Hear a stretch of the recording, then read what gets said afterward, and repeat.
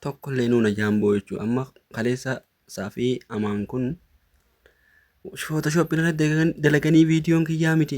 Assalaamu alaikum warahmatullahi wabarakatuh. Kabajamtoota fi hordoftoota mirqaantaa shawaa shamaa harkafuun hordoftoonni amantii biraa.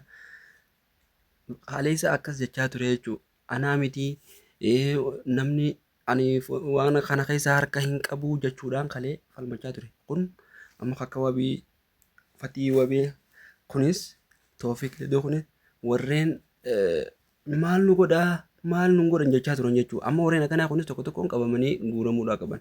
Isaan inuma akka waan biitti teenye tunis nama seera hin qabne akkuma biitti keessa jiraatellee seera hin qabdu mootummaan biyya kanaatu nu dadhabe jechaa dhaadachaa turan jechuudha. Warreen silaa hayyama iqaamaa baafatee hayyama mootummaa biyya saniitiin biyya san keessa jiraachaa turelleen akka waan biyyatti tasaanii taatetti inumaa akka amma cuulla tokko fa'aa biyya sanirraa baasa amma magaalaa keessaa baasa walloo baasaa jechaa ture.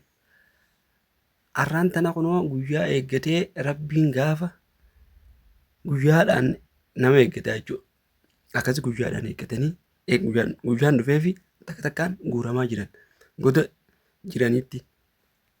Akka Toofiq Ledoo kun sababa ilmaan miskiinaa cafaquutii fi kana ajjeesuutiin feemasa ta'ee beekamee jechuudha. Dubaay keessatti hayyama yookiin mootummaa biyya sanirraa harkatee gara Mubaarakafaadhaan beeksisni godhamee fi akkanatti kunoo maallaqa narraan ergadda maallaqa namni isarraan argachuu barbaadda ji'a shamarran keenyarraa akkasitti dalagachuu jira jechuudha. Maallaqa narraa deeggartan ji'a har'aan tana oolumee isaa seenu yakki inni hojjete san isa duubaan biqilee jira jechuudha. Shamarran keessaa warreen isa gaafa san waliin jiran keessaa warra akka suusuu jedhamtu akka goota teenya jedhanii intala san akka jimmaa bika buutee dura buutu taatee warroonni lolchiisee namoota ficcisiisaa ture namoota waltumsiisaa ture warra san fa'aadha.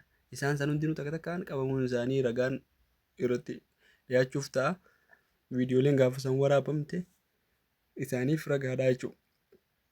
Nama gaafatuman san keessatti ni tumanii booda gaafa fidaa jettuun ani namuma olseen namuma gasitiira dhufeen yaamee kottu alseenaa jeen malee hin agarreesin jedhan gaafa san keessatti.